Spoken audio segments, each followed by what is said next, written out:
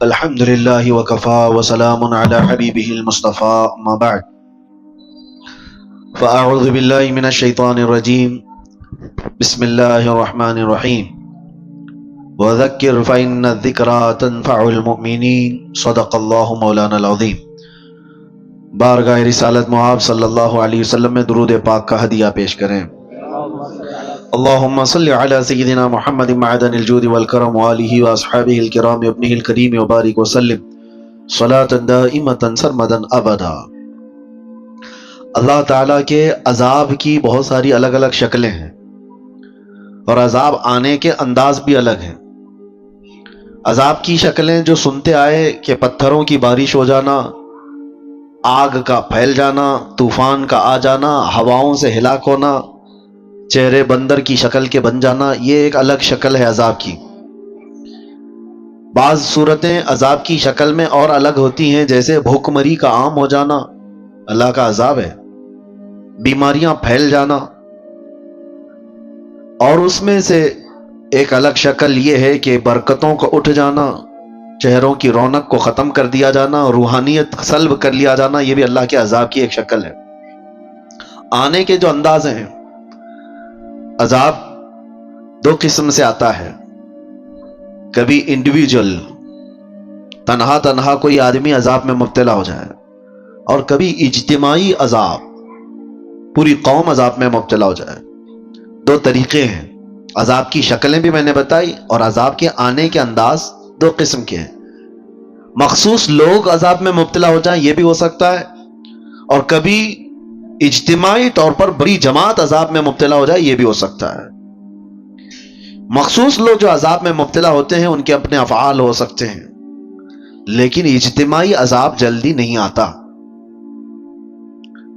اجتماعی عذاب اللہ تبارک و تعالیٰ کا فوراً اس طرح سے نہیں آتا۔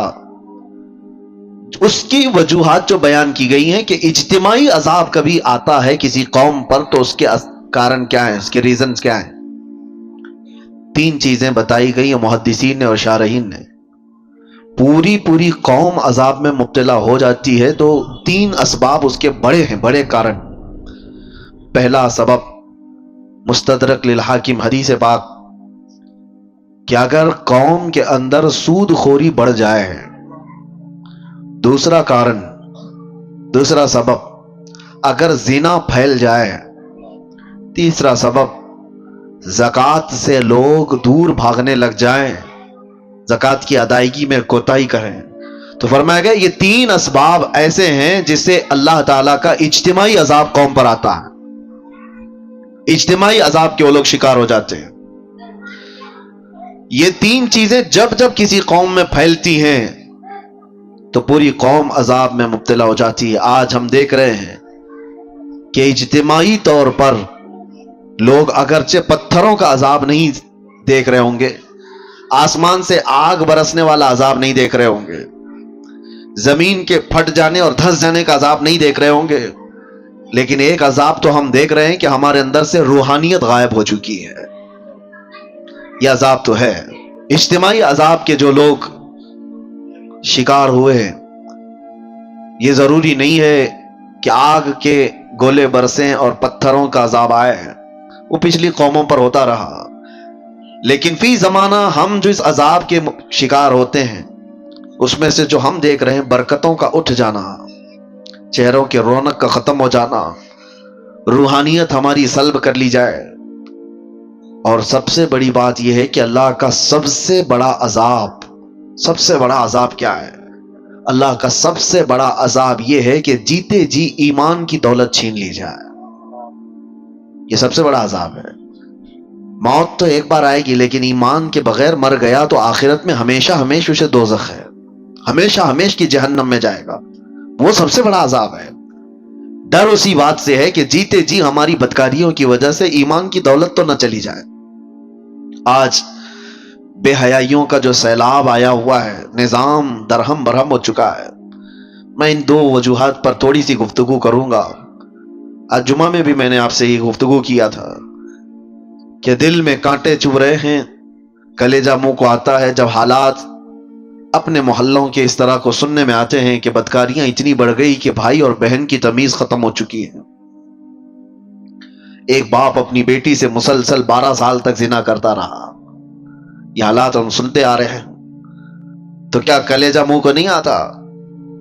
یہ چیزیں پیدا کہاں سے ہوتی ہیں؟ انسان اس قدر درندگی کا شکار کب بنتا ہے، ایسا حیوان کب بنتا ہے؟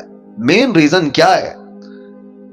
انسان کے سود خوری کے سلسلے میں بعد میں عرض کرتا ہوں، لیکن بے حیائی جو ہے، بدکاریاں، آپ نے کبھی محسوس نہیں کیا ہوگا کہ کتا اپنی مادہ کے ساتھ اگر جوڑا کھاتا ہے تو آپ کبھی اس کا رشتہ تھوڑی نہ پوچھتے ہیں کہ یہ بہن کے ساتھ ہے کہ ماں کے ساتھ ہے. ان کے ہاں کوئی نظام نہیں ہے. جب جانور بڑے ہو جاتے ہیں تو ماں اور بچوں کا بھی فرق ختم ہو جاتا ہے. لیکن کیا وہی چیز انسانوں میں آپ برداشت کر پائیں گے؟ اپنے معاشرے میں، اپنے محلوں میں، اپنے گھروں میں، اپنے خاندانوں میں یہ چیز برداشت کر سکتے ہیں؟ عقل سلیم کبھی برداشت نہیں کرے گی. لیکن ہم دیکھ رہے ہیں کہ برداشت کیے جانے کی عادت آ گئی لوگوں کو. یہ سب دیکھ کر کے ہنس کر کے گزر جاتے ہیں. اب تو بڑے بڑے حادثات پر آپ صرف اور صرف ایک سٹیٹس دن بھر لگائیں گے، اس کے بعد ہو گیا. بڑے بڑے حادثات صرف اور صرف ایک دن کی نیوز بن کر کے ختم ہو جاتے ہیں. یہ انسان کی درندگی یہاں تک جو آتی ہے، اس کے کچھ اسباب تو ہمیں ڈھونڈنا چاہیے کہ کیوں اس طرح سے انسان بے حیا ہو گیا. سب سے پہلا ریزن ہے اس کے رزق کا، اس کے کھانے کا. گاڑی میں جیسا پیٹرول ڈالو گے ویسی ہی گاڑی چلے گی. ایک ٹنکی ہے چھت پر رکھی ہوئی ہے، اس پر جیسا پانی آپ فل کرو گے، نیچے جس ٹوٹی کو بھی کھولو گے پانی وہی آئے گا جو ٹنکی میں ہوگا. رزق حلال اگر جسم کے اندر جاتا ہے تو اس کے اعضاء سے حلال کام ہوں گے. حرام رزق کا آج اتنا دور دورہ ہو گیا ہے کہ لوگوں نے اب احتیاط کرنا بھی چھوڑ دیا. یہ جو زبان کا چسکا ہے، آج مسلمانوں سے میں گفتگو کر رہا ہوں، دوسروں کو مت دیکھیں آپ کون کیا کھا رہا ہے. یہ زبان کی شہوت تمہیں آزاد اتنا کر گئی ہے کہ تم ہر چیز کھانے پر تیار ہو گئے. پہلے کے دور میں لوگ بچتے تھے، نان ویج کھانا ہے، گوشت کھانا ہے تو کتنی تحقیقیں ہوتی تھی کہ کہاں سے آیا، کس کا ہے، کون دیا ہے. آج کچھ بھی نہیں. ہمارے بچوں کے سامنے یہ تو مسئلے بھی نہیں رہ گئے. جو فاسٹ فوڈ کے ایسے عادی ہو گئے، ان کو راستہ چلتے ہوئے جو بھی شاورما ملا، پیزا ملا، برگر ملا، لے کے اس کو کھانا ہی ہے. تمہیں پتا ہے، میں جانتا ہوں کئی ایسے لوگوں کو جو کہتے بھی ہیں کہ ہم مردہ مرغیوں کو بیچتے ہیں. مری ہوئی مرغیاں 10 روپے کلو میں لا کر کے اس کا وہ بنا کر کے بیچتے بھی. کئی ایسے لوگ. اگر دوسری قوموں کے ہاں ذبیحہ کا مسئلہ ہی نہیں ہے تو وہ جو کھائیں ہمیں اس سے فرق نہیں پڑتا، لیکن تمہارے لیے رزق کا بہت فرق پڑتا ہے. حرام رزق کا ایک لقمہ جب کسی کے پیٹ میں جاتا ہے تو میرے عزیزوں کئی دنوں تک اس کی کوئی عبادت آسمانوں تک نہیں جاتی، اس کی دعائیں قبول نہیں ہوتی. موسیٰ علیہ السلام ایک بار کوہ طور پر جا رہے تھے، ایک بندے کو اتنا روتے ہوئے دیکھا، ہاتھ لمبے کر کر کے. اس پر آپ کو ترس آ گیا. آپ کوہ طور پر جا کر اللہ سے اس کی سفارش کرتے ہیں کہ مولا اس کی دعائیں پہلے قبول کر لے. رب تعالیٰ فرماتا ہے موسیٰ وہ مانگتے مانگتے مر جائے، ہاتھ پھیلاتے پھیلاتے آسمانوں تک بھی لائے، تب بھی میں اس کی دعا نہیں قبول کروں گا. موسیٰ علیہ السلام ڈر گئے کہ ایسا کیا گناہ کیا اس نے. تو اللہ تعالیٰ فرماتا ہے کہ اس کے پیٹ میں حرام لقمہ ہے، اس کے جسم پر حرام لباس ہے. جب تک یہ ہوگا اس کا رونا گڑ گڑانا میں نہیں دیکھوں گا. آپ کیا سمجھتے ہیں یہ ہلکا ہے؟ یہ چیز کے کنٹرول ختم ہو گیا ہے، جس کی وجہ سے یہ بے حیائیاں عام ہو گئیں، بدکاریاں پھیل گئیں، لوگ آج تمیز بھول گئے. کئی ایسے نوجوانوں کو دیکھا ہے، ان کو کوئی خوف ہی نہیں رہ گیا، ڈر ہی نہیں رہ گیا. رزق کا بہت بڑا اثر ہے میرے عزیزوں. سب سے پہلے اس پر کنٹرول کرو، اپنے کھانے پینے پر حلال کی طرف توجہ کرو، ورنہ یہ حرام چیز کے متعلق میرے آقا صلی اللہ علیہ وسلم فرماتے ہیں جو پیٹ حرام لقمہ بھرتا ہے اس کے لیے سب سے زیادہ بہتر ہے کہ جہنم کی آگ ہی اس کے پیٹ میں بھری جائے گی. وہ زیادہ مناسب یہی ہے کہ وہ جہنم کی آگ اس کے پیٹ میں بھری جائے گی. لوگ آج بزنس میں بھی، تجارت میں بھی یہ دیکھنا بھی چھوڑ دیے کہ پیسہ کہاں سے آ رہا ہے. لو دبا لو، ساری چیزیں دبا کر رکھو. کس کا مال کتنا ہڑپ لیا، کس کا حق دبا کر کے رکھ لیے، سب حرام ہے. رزق حرام کے ذریعے. صرف یہ نہیں ہے کیا آپ ذبیحہ دیکھ رہے ہیں مسلمان نے ذبح کیا ہے وہی گوشت آنا چاہیے؟ ارے کسی کا دبا کر کے ایک دن ہم بھی رکھا ہے وہ حرام ہے، دھوکہ دے کر کے کمائی ہوئی چیزیں حرام ہے۔ امام اعظم ابو حنیفہ رحمۃ اللہ تعالی علیہ کپڑے کے بڑے تاجر تھے۔ ایک بار ان کی کپڑے کی دکان میں ایک تھان میں عیب والا کپڑا آیا تھا، تھوڑا سا کچھ داغ تھا، خادم سے بتایا تھا کہ بیچنا تو یہ گراہک کو بتا کر کے بیچنا کہ اس میں عیب ہے۔ امام اعظم ابو حنیفہ چھوٹے موٹے تاجر نہیں تھے، بہت بڑے تاجر تھے۔ شام کو ان کا خادم آیا، اس دن جانتے ہو تقریباً 4 لاکھ درہم کی تجارت ہوئی تھی۔ سب سے پہلے آپ نے سوال کیا کیا وہ عیب والا جو کپڑا تھا وہ تھان بک گیا؟ اس خادم نے کہا ہاں بک گیا، وہ تو صبح ہی بک گیا۔ کہا بتایا تھا؟ کہا ارے میں بھول گیا تھا۔ امام اعظم نے کہا کہ یہ 4 لاکھ پورے کے پورے بانٹ دو، اس میں کا 1 روپیہ بھی میرے لیے حلال نہیں ہے۔ میرے عزیزو، یہ ائمہ اعظام تھے جنہوں نے شک والی چیز کو بھی اپنے گھر آنے نہیں دیا، شک والی چیز بھی۔ میں پڑھ رہا تھا اس سے قبل ایک بات، شاید آپ کے سامنے میں نے اس کو شیئر کیا ہے، بیان کیا ہے۔ بغداد کے ایک بہت بڑے عالم دین تھے، بڑے بڑے علماء کو پڑھایا کرتے تھے، ان کی مجلس لگی ہوئی تھی، بچے باہر کھیل رہے تھے، بچوں کی گیند اڑ کر کے یہ علماء کی محفل میں آ کر گر گئی، سب بچے ڈر گئے۔ ظاہر سی بات ہے بچوں میں جو ادب اور تمیز ہوتی ہے نا، اس کا بھی بہت بڑا اثر ہوتا ہے۔ بڑوں کی مجلس میں جانے سے بچے ڈر گئے، بڑے بڑے علماء بیٹھے ہوئے، کون گیند لے کر کے آئے گا؟ ایک بچہ اس میں کہتا ہے کہ میں لے کر کے آ جاتا ہوں۔ وہ بغیر خوف کیے ڈرے ہوئے سارے علماء کی گردنوں پر پھلانتے ہوئے ادھر ادھر پیر رکھتے ہوئے مجلس میں آیا اور بڑی بے حرمتی سے وہ گیند لے کر کے چلا گیا۔ وہ جو علماء کی مجلس تھی وہ چھوٹے عام لوگ نہیں تھے، وہ اولیاء وقت تھے۔ انہوں نے دیکھا اس بچے کو غور سے، وہ بچہ کوئی اور نہیں، جو استاد پڑھانے کے لیے بیٹھے ہوئے تھے ان کا ہی بیٹا تھا، جو سب سے بڑے عالم دین تھے ان کا بیٹا تھا۔ سب کی گردنیں جھک گئیں کہ اس بڑے گھر کا بچہ ایسی کیسی حرکت کر سکتا ہے۔ وہ جو بزرگ تھے وہ سر جھکا لیتے ہیں، کہتے ہیں اس کا قصور نہیں۔ بات در حقیقت یہ ہے کہ جب ہماری شادی ہوئی اور ہم گھر آئے تو ہم 3 دن سے فاقہ میں تھے، گھر میں کھانے کو کوئی چیز نہیں تھی، میں اور میری بیوی فاقہ کر رہے تھے۔ تیسرے دن ہمارے پڑوس سے ایک بھنے ہوئے گوشت کی تھالی آئی، بہت عمدہ غذا ہمارے پاس تحفے میں آئی۔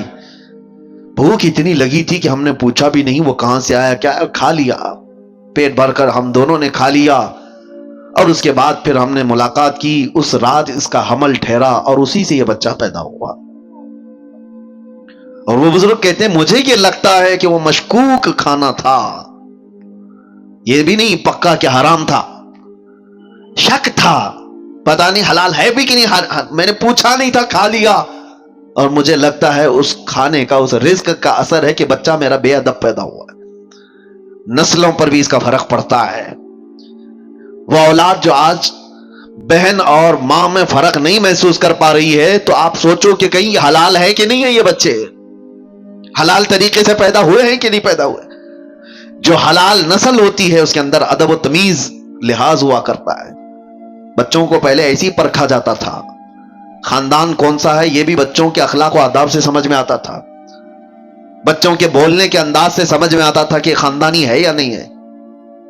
آج وہ ساری چیزیں ختم ہو گئی، سارے کے سارے ویسے ہی ہیں۔ بات کرو تو گالی کے لہجے سے بات کرو، چھوٹے چھوٹے سے بچوں کو سنا ہے کہ ماں بہنوں کی گالیاں دیتے ہیں۔ یہ کہاں سے ان کے اندر یہ چیزیں آئیں؟ ماں باپ سے میں کہتا ہوں آپ بھی اپنے رزق کا تھوڑا احتساب کرو، جائزہ لو کہ حلال طریقے سے کھا کر بچے پیدا کیے یا پھر اسی طرح حرام رزق پر۔ اور اگر حرام رزق سے ہی یہ نسل آئی ہے تو ہمارے لیے بڑا چیلنج ہے، بہت بڑا چیلنج ہے۔ یہاں جہاں سے ان برائیوں کی شروعات ہو رہی ہے وہاں جا کر کے ہمیں اصلاح کی ضرورت ہے۔ اس لیے میں گفتگو کر رہا ہوں۔ بگڑے ہوئے ماحول کو ہم نصیحتوں سے سنبھال تو سکتے ہیں تھوڑی دیر کے لیے، لیکن جہاں سے لیکیج ہے وہاں تو روکنے کی ضرورت ہے۔ کہاں سے یہ لیکیج ہے، کہاں سے یہ چیزیں چل رہی ہیں؟ رزق سب سے پہلے، جسم کے اندر بے حیائی پیدا کرنے والی سب سے بڑی چیز اس کا رزق ہے۔ زبان جو لذتوں کی شکار ہے یہ شہوت ہے، کبھی اس کو آپ سیراب نہیں کر سکتے۔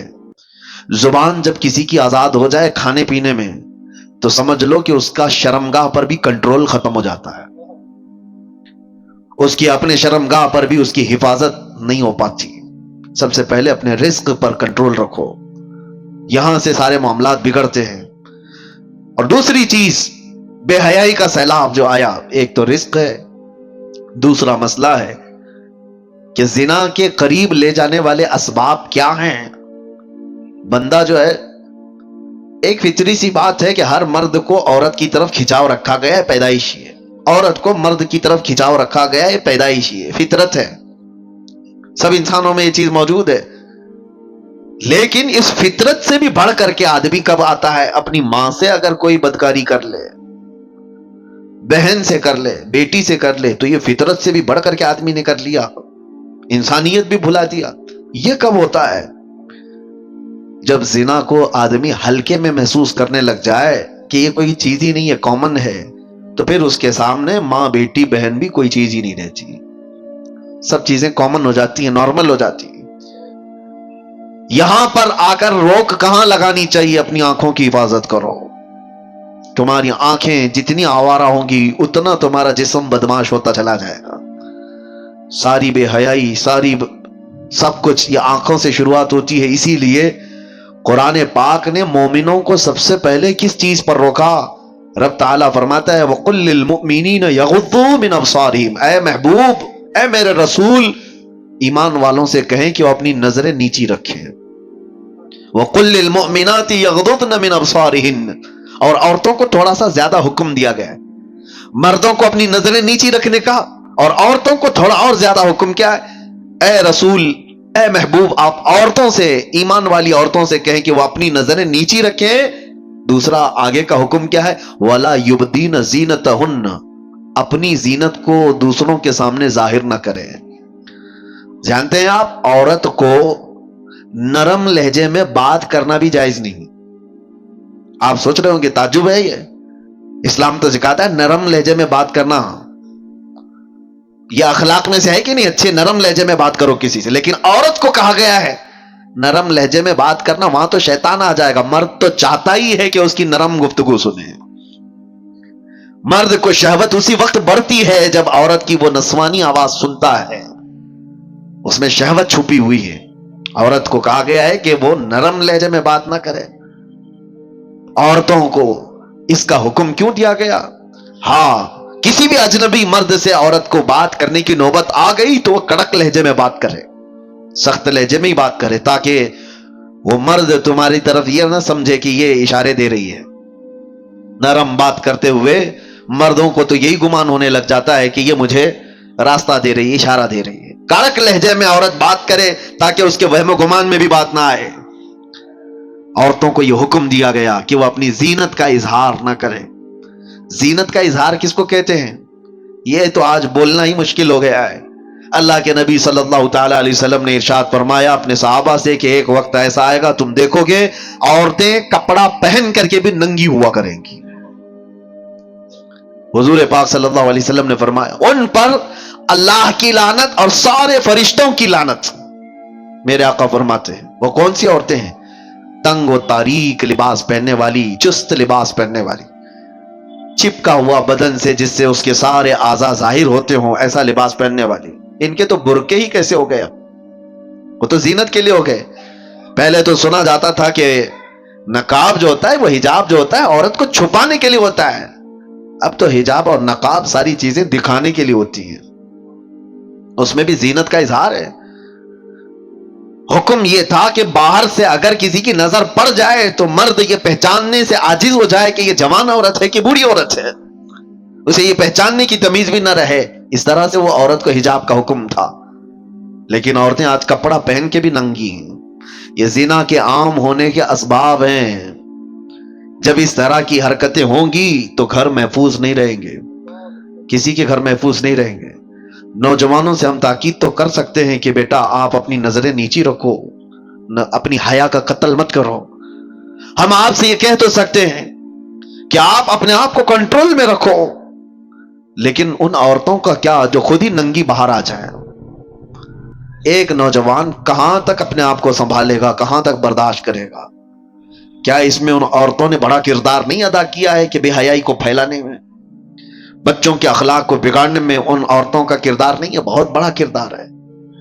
ہم دنیا بھر کی عورتوں کو کچھ کہنے جائیں تو ہمیں اب ٹون مارا جائے گا کہ عورتوں کے حقوق کا قاتل ہے، یہ عورتوں کی آزادی کے خلاف ہے یہ مولانا لوگ۔ دیکھو پورے جھنڈ کے جھنڈ حملہ کرنے لگ جاتی ہیں عورتیں، کوئی ایک بھی اگر ان کے لباس پر بات کرے تو ان کو ایسا لگتا ہے کہ سب کے سب حملہ آور ہو جائیں گے۔ عورتوں پر ہی بولتے ہو، مردوں کو نہیں بولتے۔ اسلام وہ ہے جو پہلے مردوں کی آنکھوں پہ پابندی لگایا ہے، لیکن اس کا مطلب یہ نہیں ہے کہ سارے مرد اپنی آنکھیں نیچے رکھ کر کے ہی جائیں گے اور آپ اپنا جسم کھلا رکھ کر کے ہی کہو۔ تو ان عورتوں سے میں کہتا ہوں جن کو ہمارے جملے برے لگتے ہیں، میاں قانون بھی ہے، پولیس بھی ہے، ڈپارٹمنٹ بھی ہے، سب کچھ تو ہے گورنمنٹ کے اندر، حکومت کے اندر، تو پھر اپنا سونا چاندی تجوری میں کیوں رکھتے ہو؟ چوکھٹ پہ رکھا کرو۔ پولیس تو ہے نا، حفاظت کے لیے گورنمنٹ تو موجود ہے، لاؤ اپنی جویلری پوری باہر دروازے کے باہر رکھ کر کے آرام سے سو۔ آپ کو لگے گا نہیں پولیس تو ہے، 24 گھنٹے تھوڑی نا میرے مال کو دیکھ رہی۔ یہی ہم آپ سے کہنا چاہتے ہیں، نوجوان اپنی آنکھیں نیچی تو کر لیں گے لیکن 24 گھنٹے نہیں کر سکتے۔ تم اپنی حفاظت تو کرو، تم اپنے جسموں کی حفاظت کرو۔ اور جس طرح سے یہ عورتوں کو برا لگتا ہے، میں ان سے یہی کہتا ہوں تمہارے جسموں کو ہم حفاظت کے لیے کہہ رہے ہیں، یہ نہیں کہ کوئی یہ پابندی ہے، یہ کوئی قید ہے۔ کس نے کہا کہ تم کو قید کرنا ہے؟ اگر عورتوں کو قید میں رکھنا ہوتا تو ہماری آدھی شریعت ام المومنین عائشہ صدیقہ سے نہیں چل رہی ہوتی۔ سیدتنا عائشہ صدیقہ رضی اللہ تعالیٰ عنہا کے بیان کردہ حدیثوں سے آدھی شریعت ہے ہماری۔ آپ کو کیا لگتا ہے عورتوں کو قید کیا گیا ہے؟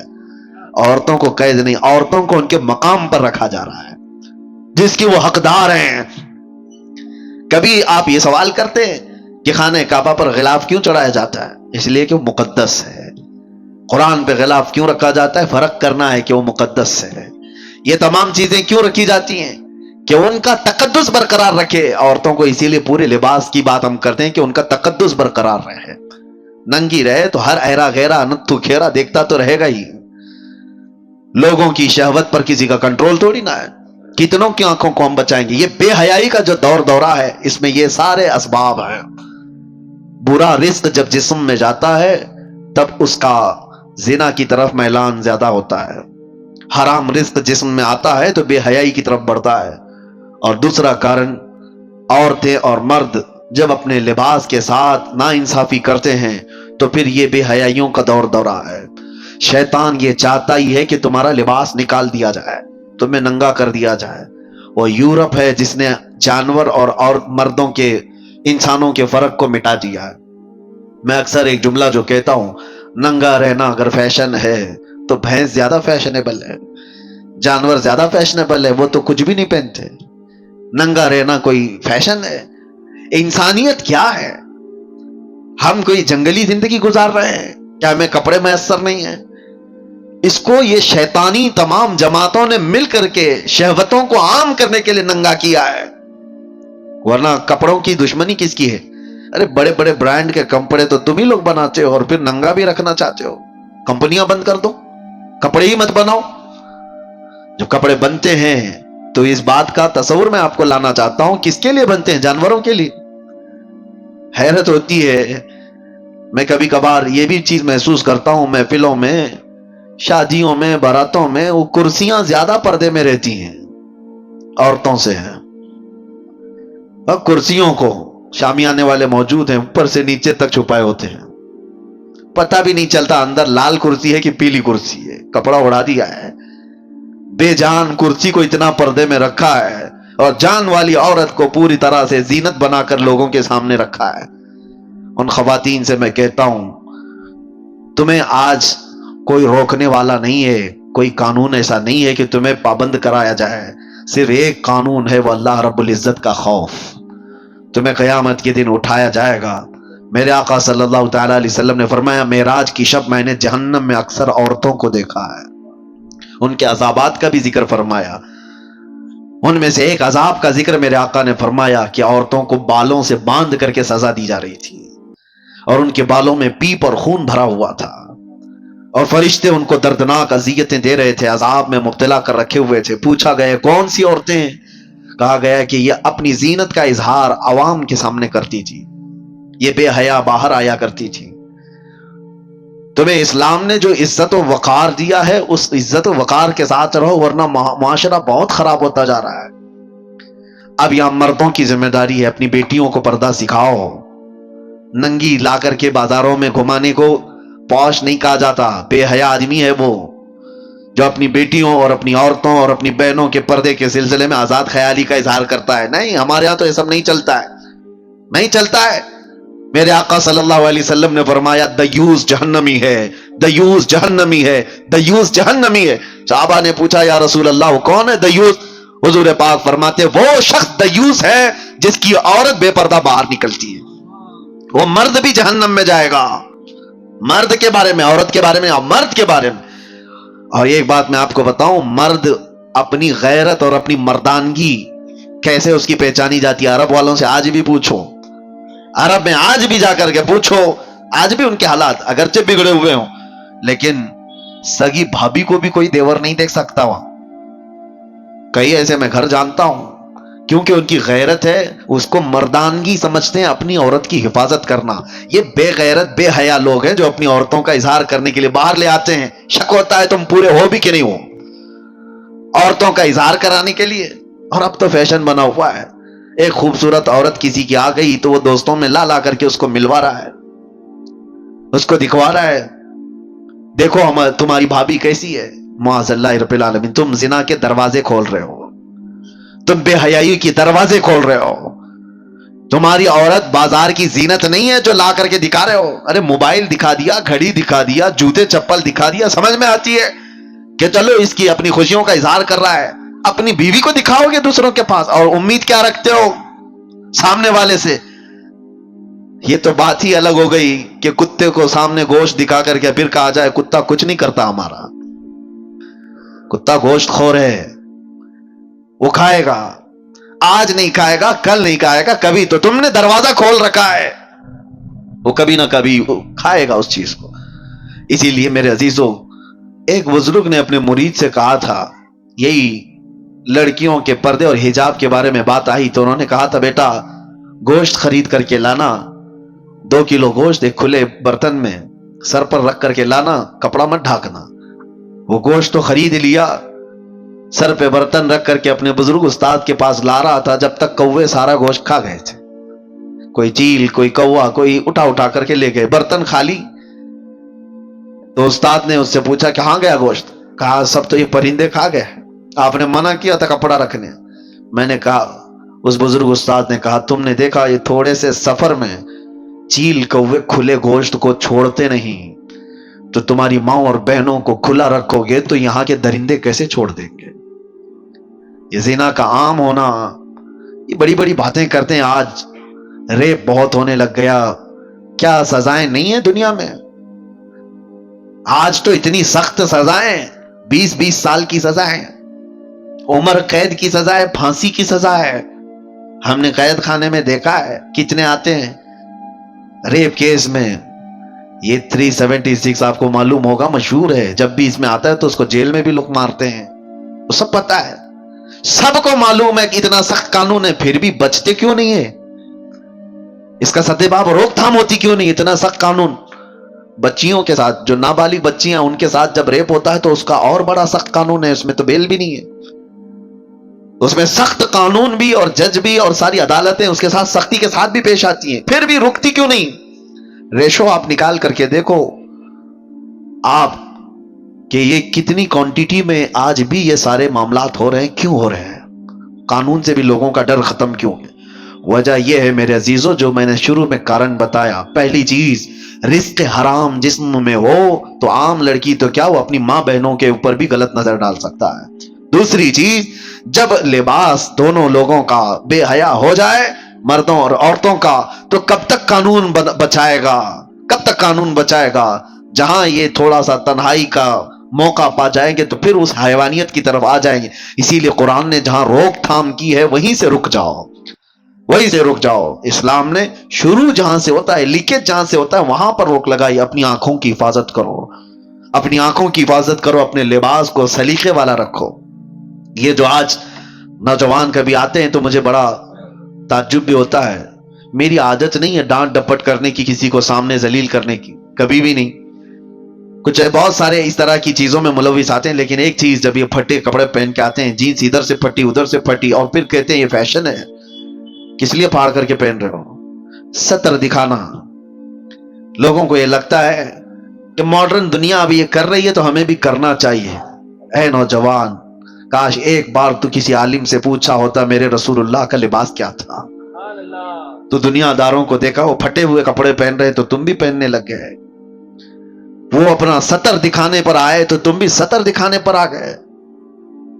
کون سی لائف جینے پر آ گئے، کون سی زندگی گزارنے پر آ گئے. تیسری ایک وجہ اور بتا دوں، بزرگوں نے فرمایا ہے کہ جب بندہ زیادہ گانے سنتا ہے تو اس سے زنا کے قریب جاتا ہے. یہ جتنے نغمات گانے سننے کی جس کو عادت ہے، اس کے جسم کے اندر بے حیائی کا زیادہ رجحان ہوتا ہے. اور ایک بزرگ نے فرمایا کہ دنیاوی محبت کے گانے انسان کے دل میں نفاق پیدا کرتے ہیں، منافق بناتے ہیں. منافق سمجھتے ہو؟ منافق وہ آدمی جو دکھنے میں مسلمان ہے، اندر سے کافر ہے، اندر سے کافر ہے. تو یہ تمام چیزوں سے اپنے آپ کو روک لو، شاید معاشرے کے اندر ایک انقلاب آ جائے.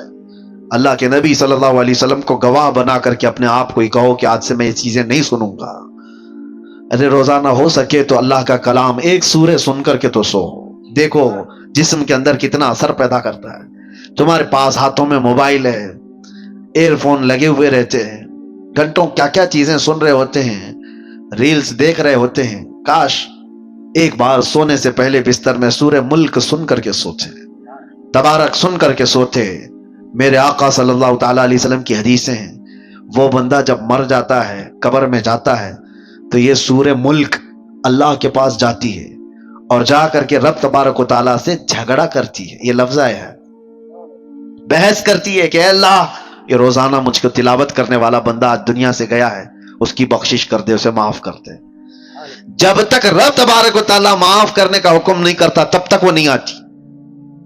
اللہ تبارک و تعالیٰ سے اس چیز کا مباحثہ کر رہی ہے، اس کے بعد پھر رب تبارک و تعالیٰ فرماتا ہے جا تیری سفارش پر میں اسے معاف کر دیا.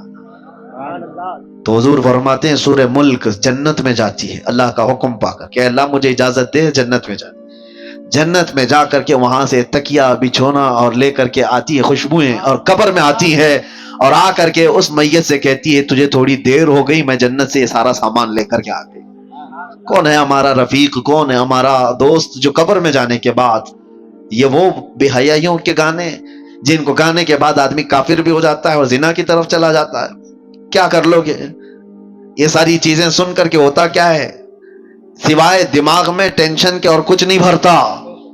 اور جب دنیا کی فکریں زیادہ ستائیں تو لوگ سمجھتے ہیں ایک کوئی گانا سن لیں، کوئی ایسا نغمہ سن لیں، سیڈ پوزیشن پہ آئے ہوئے ہیں، تمہارا سیڈ بڑھتا چلا جائے گا، غم بڑھتا چلا جائے گا.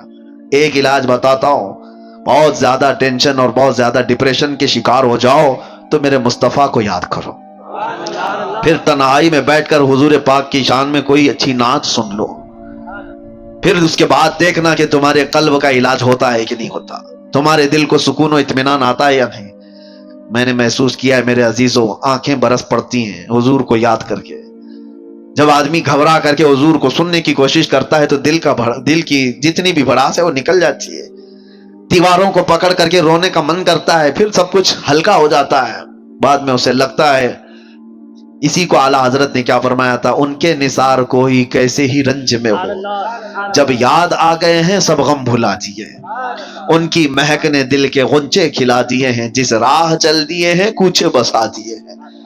نبی آخر الزمان صلی اللہ تعالی علیہ وسلم کی یاد تمہارے دلوں کے اندر ایک انقلاب پیدا کرے گی، تمہارے چہرے پر رونق اور تمہاری زبان میں اثر پیدا کرے گی.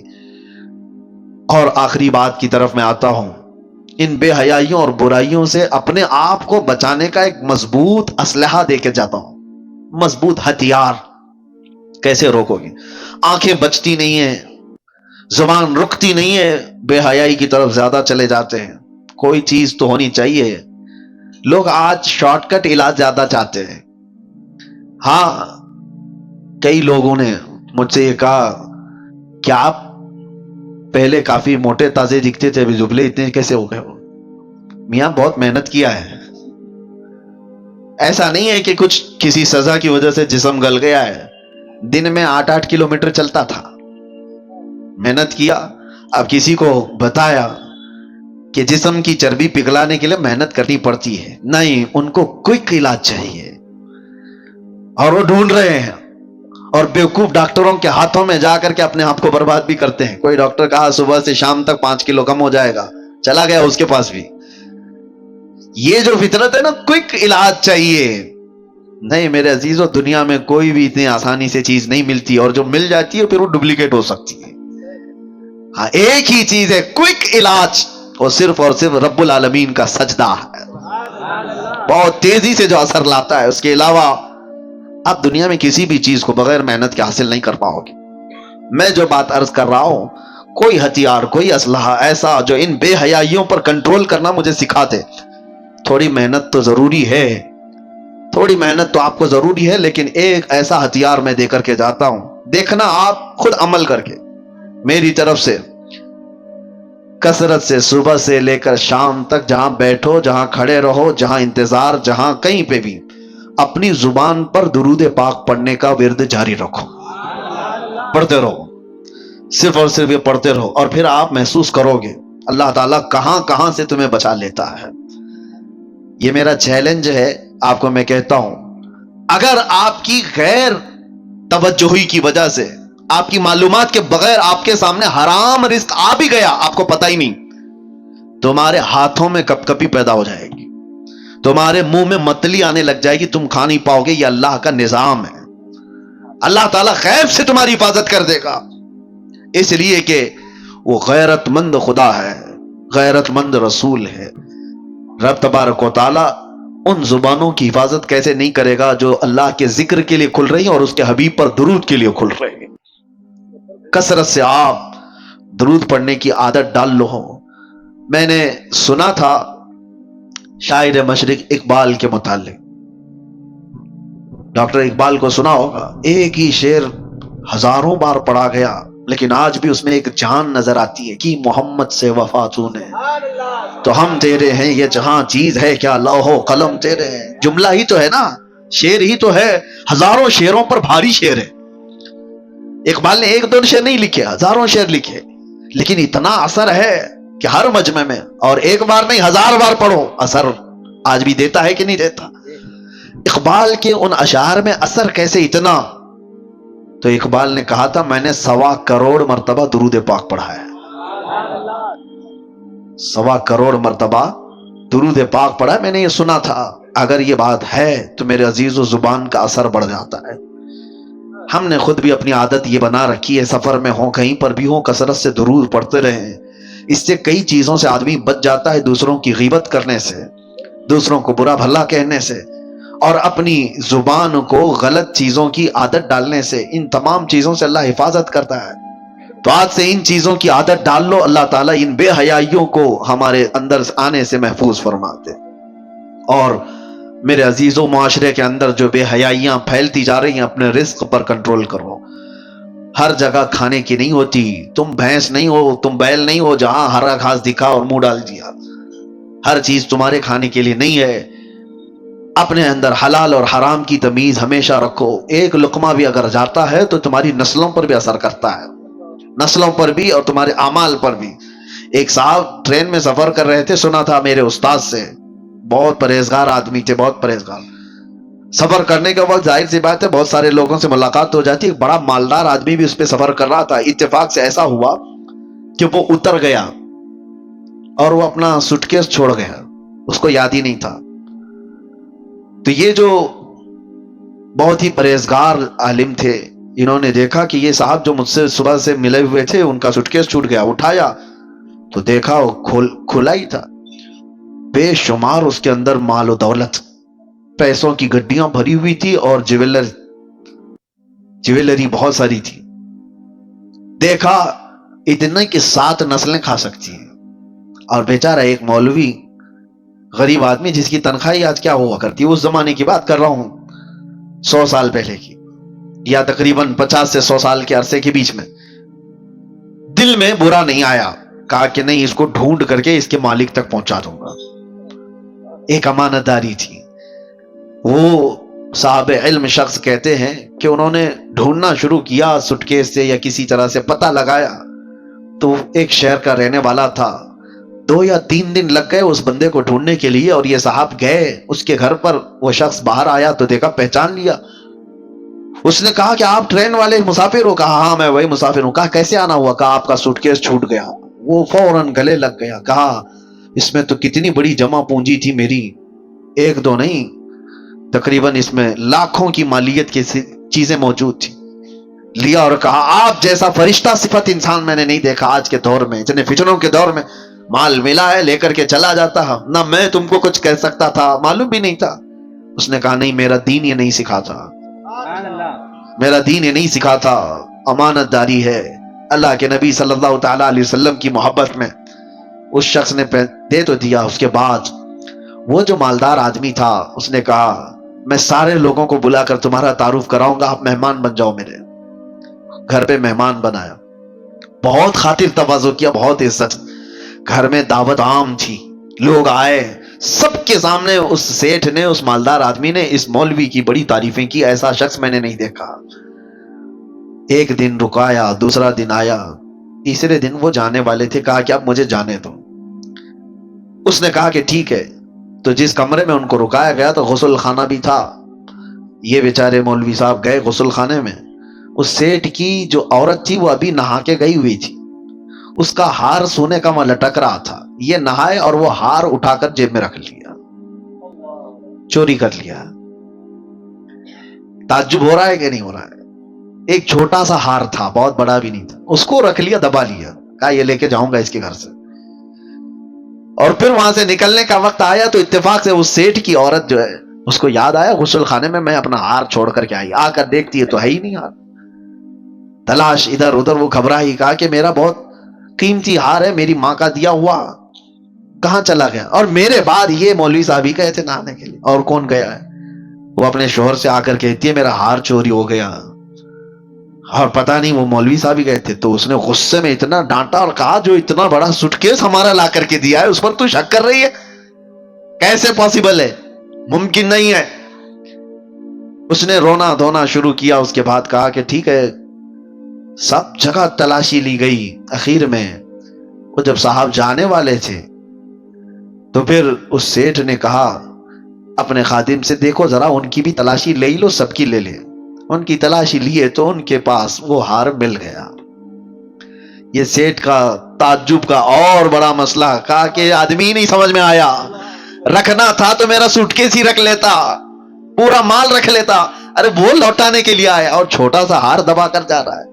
وہ رونے لگ گئے، وہ صاحب علم شخص تھے، کہا کہ پتہ نہیں کیسے مجھ سے یہ ہو گیا، کیسے ہو گیا مجھے اندازہ نہیں، لیکن یہ جو میری اب بے عزتی ہو گئی ہے۔